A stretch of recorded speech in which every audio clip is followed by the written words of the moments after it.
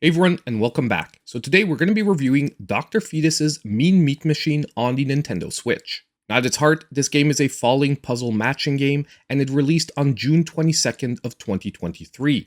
It sells on the Nintendo Switch eShop for $9.99, and the game was both published and developed by Head Up Games, and it has an overall download size of 427 megabytes. Now personally, I never thought that the next step in the Super Meat Boy franchise would be a falling puzzle game featuring the villain. However, being both a fan of the series and this genre, I definitely had to try this game out. Now does this end up being a match made in heaven, or rather one that should have stayed in the meat grinder?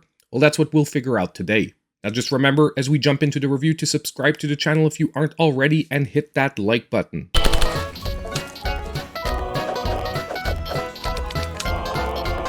Now to get us started off, what you might not know about the MSGT household is for family game night, falling puzzle games are a mainstay. And we play everything from great modern entries like Puyo Puyo Tetris 2 to the classics like Dr. Mario and Yoshi. And that's why, as I pointed to earlier, when I heard that they were making an entry in the Super Meat Boy franchise in this genre, it was definitely one that I had to play, although I had serious doubts of how they would match these two elements together.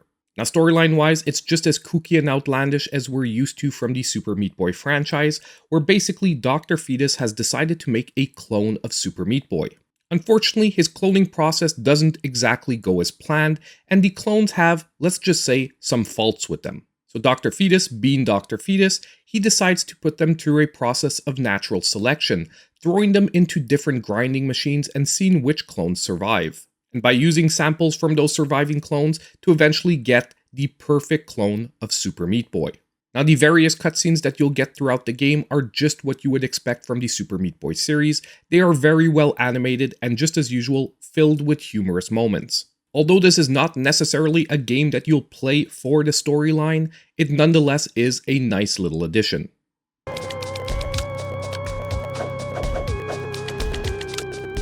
Now if we jump into the gameplay. Now if you've ever played Puyo Puyo, the basic falling block mechanic here is exactly the same as that game, where basically as soon as you line up 4 blocks of the same color that are touching each other, all those blocks will disappear. You're able to change the orientation of the blocks with the touch of a button, and you can move the blocks from left to right with either the joystick or the D-pad. Where things do change up here, however, are the addition of the Super Meat Boy-like mechanics, which present themselves basically in the forms of the traps that you've seen throughout the different Super Meat Boy levels. Now these different obstacles and traps take the shape of different grinders, of ghosts, and way more. And each different world of the game will have a different theme and a different set of traps to try and stop your progression. Now, unfortunately, if any of your dropping clones are hit by one of these traps while they're traveling, it's automatically a reset to the latest checkpoint. If your clones, however, do get hit by a grinder or an element once they've reached the bottom of the stage, well, then you're safe. Now within each level itself, there are different checkpoints, represented by lights at the left side of the playfield. Each time you match up blocks, you raise your meter, and once the meter reaches the top, you bust one of those lights. Once you bust all the lights, you complete the level. However, it's important to note that as you bust the lights within each and every level, the traps will get more and more precarious. Lastly, if you actually manage to complete chains within the levels, well, that will offer you a certain period of time of invincibility, where you can drop the blocks without having to worry about any of the traps. This slight period of invincibility can definitely be a godsend, especially during the later, more challenging levels. Now, if at first I was doubting that you could jumble together the gameplay of something like Super Meat Boy in a falling puzzle game, well, guess what? This game actually managed to do it in a very good fashion.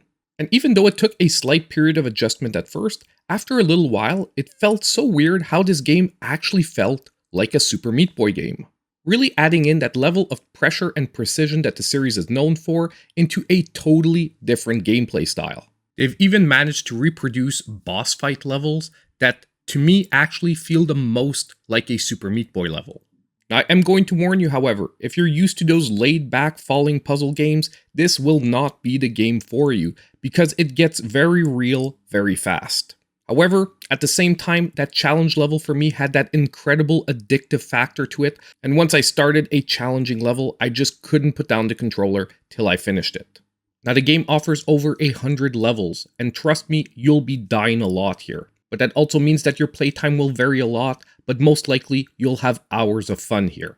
Now, gameplay-wise, I actually had very little problems with everything that was here, because everything that's here works very well as long as you're up for the challenge. My major issue with the gameplay for this game is actually with what's not here, and that's the fact that the game includes no multiplayer mode, which is generally a mainstay for this genre. And it's also generally what adds an extreme longevity to these games, meaning that you can play them for years to come as long as you have someone to challenge. Unfortunately, that is just not present in Dr. Fetus's Mean Meat Machine. So once you're done with the 100 levels, other than adding additional difficulty levels like eliminating the checkpoints, there really is no other reason to come back to the game.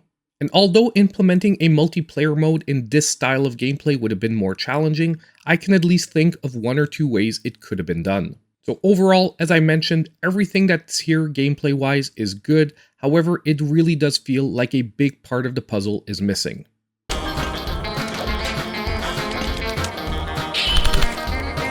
Now if we jump into the graphics and sound. Well, first of all, graphically, the cartoony art style is exactly what you would expect and what we've known so far from the Super Meat Boy series. As a veteran of the series, all the different levels and the color schemes were immediately recognizable. And even the different backgrounds and the traps themselves feel like they're pulled directly from the previous 2 games. The cutscenes, as I pointed to earlier, were also very recognizable and very well animated. Basically, if you've liked the artistic presentation that this series is known for so far, you'll feel right at home with this entry as well. Now sound-wise, once again, it's a story of what's here is very good, with most of the tracks actually being remixes of classic tracks from the Super Meat Boy series. And each world here does have its own individual track. However, personally, with 20 levels per world, and as I said earlier, quite a few deaths that you're probably going to experience, I would have liked to see a slightly more varied soundtrack, because by that 20th level, some of the songs do feel like they've overstayed their welcome. And in the genre, like the falling puzzle genre, the soundtrack is definitely key here. But overall, considering a $10 price point, both the sound and visual package is nonetheless a very good offering.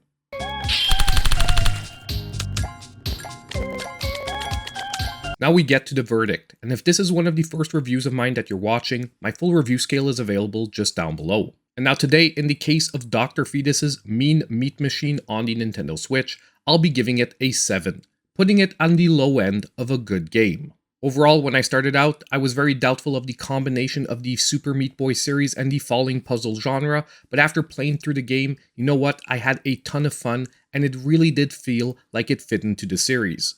However, for me, the lack of a multiplayer gameplay mode in a genre that's basically known for it really feels like a huge missed opportunity and affects severely the longevity of this game. Although it remains a fun one-and-done game, I just don't see people returning to this game on a regular basis. I do have to commend the publishers, however, at going for only a $10 price point that actually feels like a really good spot for this game.